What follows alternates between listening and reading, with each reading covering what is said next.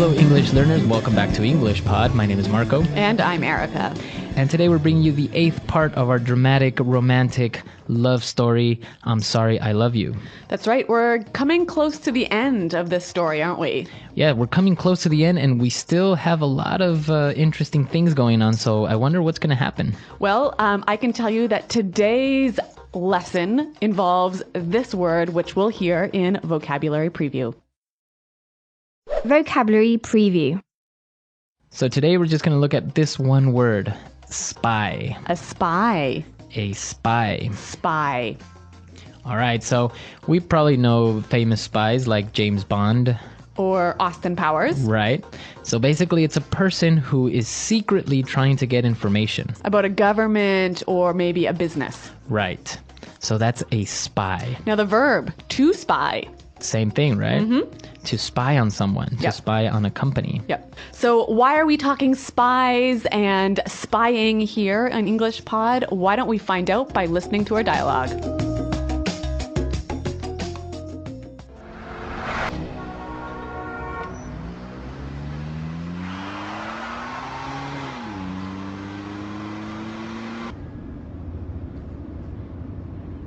I haven't been completely honest with you, Veronica. I'm sorry.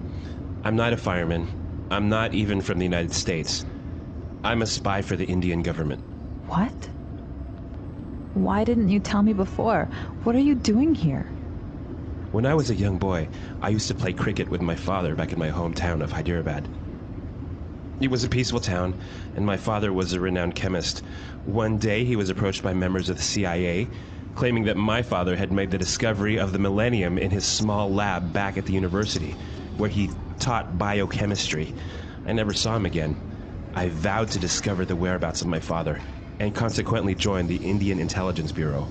What does that have to do with those men shooting at us? And most importantly, why did you lie to me? I'm sorry. I wasn't supposed to meet you. I wasn't supposed to fall in love with you. But you have to believe me when I tell you that what I feel for you is real. I can't believe this. Why are all these things happening to me? I can't take it anymore. Let me out of the car. Veronica, wait!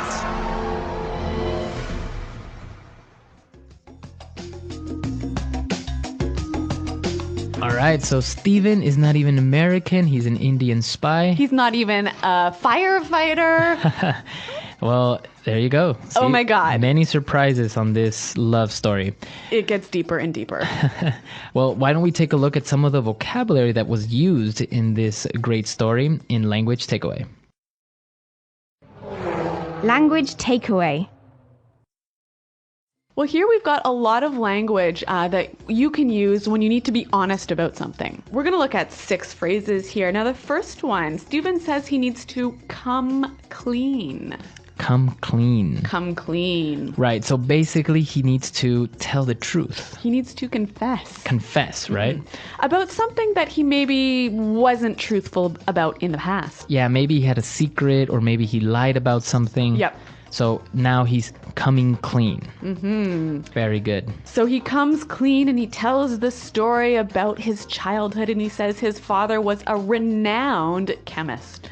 Renowned. Renowned. Okay, so if you are a renowned chemist. You're very famous and well respected. So you can use that with people or with places. A renowned restaurant. Okay, so very popular, very well known. Yeah. We also hear it commonly like this, a world-renowned chemist, a Okay. world-renowned restaurant. So it's not only popular locally, but the whole world knows about it.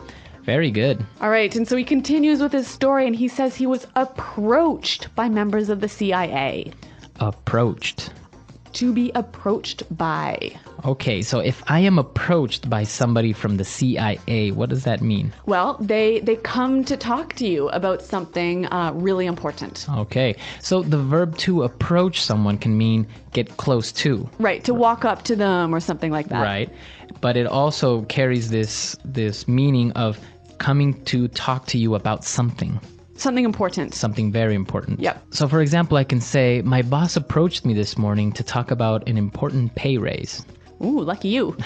Or maybe Jim approached me to ask if I know if his wife is cheating on him or not. Wow. All right. So that's how you would use this verb, approach someone. Now let's move on to the next word. So he was approached by members of the CIA and they were claiming something about his father. That's right. So to claim. Claim something. To claim something. All right. So basically, when you're claiming something, you are saying that it's true. Right. It might not be true. But we don't know. Yeah. So for example, he claims he makes $4 million a year. Okay. Or Bob claims that he saw a UFO. Mm-hmm. We can't prove it if it's true or not, but that's what they're saying is true. Yep. So Stephen's father disappeared and, well, he vowed to discover where he was. So Stephen vowed to find his father. Vow. To vow. So this verb to vow means to make a strong promise, right? Yes. And we use it also in marriage, right? Wedding vows. Wedding vows, which are basically promises. Mm-hmm. So if you vow something, you make a very strong promise. Yes, it's very, very bad if you break a vow. Oh, really? Mm-hmm. What happens? I don't know. Probably thunder strikes you and you die. All right, so don't break your vows. Yeah. And the last word on language takeaway today, the whereabouts. The whereabouts. The whereabouts of his father. Mm-hmm. So the whereabouts is the location. The location. Kind of unknown location, right? Right. I think this is a great word for us to listen to some more examples. Example 1. The police don't have any information on the whereabouts of the murderer. Example 2. Currently, the whereabouts of the president are unknown. Example 3. You live in Toronto too? Whereabouts do you live? All right, so whereabouts, perfect. You can use it for location, unknown location. Mm-hmm. All right, so some great words. Now, I want to move on to some phrases that we heard in the dialogue, and let's look at those now in Fluency Builder. Fluency Builder. All right, on Fluency Builder today, we have 4 great phrases, and let's start with the first one. What's going on? So Veronica asks, what's going on? Stephen, what's going on? Basically, what's happening, right? What's happening? What's the situation? Yeah.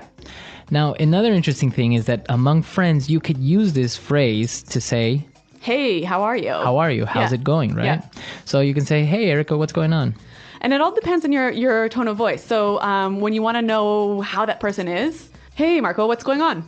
Right? But if you're angry or maybe something strange is happening, you're like, hey, what's going on here? Yes, so your voice falls. Right. Now let's take a look at our next phrase. And this one is very, very useful, especially if you've lied. Yes. So Stephen says, I haven't been completely honest with you. I haven't been completely honest with you. I haven't been completely honest with you. So that means he hasn't been telling the whole truth. Right. Pretty easy to understand, but I think its use is interesting here. Right. You might use it to kind of soften up the person to confess something. Right. So when you're ready to come clean about a secret you have or a lie you told, this is a great way to prepare your listener. Right. You know what? I haven't been completely honest with you. Yeah. Moving on to our third phrase. So the CIA claimed that Stephen's father had made the discovery of the millennium. The discovery of the millennium. Discovery of the millennium. Okay, let's break this down. Millennium. Millennium is 1,000 years. Right. So the discovery of the millennium is... the best, most important discovery in the past 1,000 years. Right. So now we can change it a little bit and say the invention of the millennium. Or even the party of the millennium. Exactly. So it doesn't necessarily have to be the most important of the last 1,000 years. But it means it was pretty good. It was pretty good. Yeah. Or very important. Yeah. Hey, you can also say the discovery of the decade, right? Of the decade, of the century, Yep. of the year. Yep. And now let's take a look at our last phrase. So Stephen confessed, he came clean, he told her everything, but he said he wasn't supposed to fall in love with her. I wasn't supposed to. I wasn't supposed to fall in love with you. All right, so let's look at this phrase, I wasn't supposed to. It's an interesting one. It's sort of like a cross between I didn't need to and I shouldn't have done. Right. Now let's look at some examples. I wasn't supposed to come to work today. All right, so you didn't need to. It wasn't necessary. All right, so maybe it was your annual vacation day, but you came into work anyway. Or maybe it was a holiday Yeah. and I came to work anyways. So the plan was not for you to come to work. Right? So in this case, we're saying it wasn't necessary Or it wasn't planned. or planned. Yep. Now let's look at it the other way, when you shouldn't. Okay. Marco, I wasn't supposed to tell you this, but... Okay. So now in this case, you shouldn't be telling me this. You shouldn't tell me the secret. Yep. But you're going to anyways. Yes. Off air. So I wasn't supposed to. In this case, it means I shouldn't. All right, some really great language here. Now, I think it would help us to hear it one more time in the dialogue.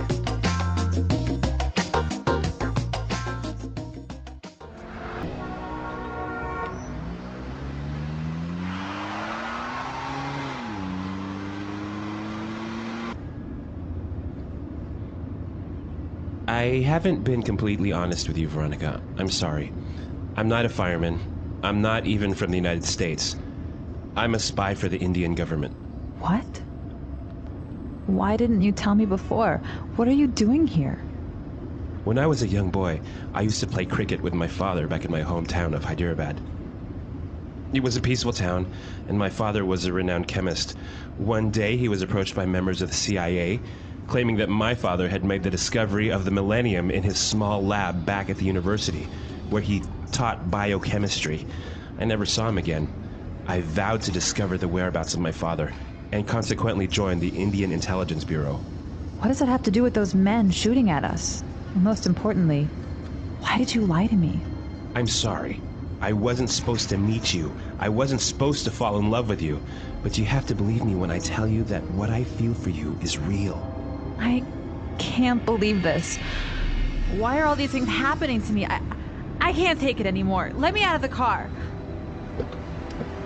Veronica, wait!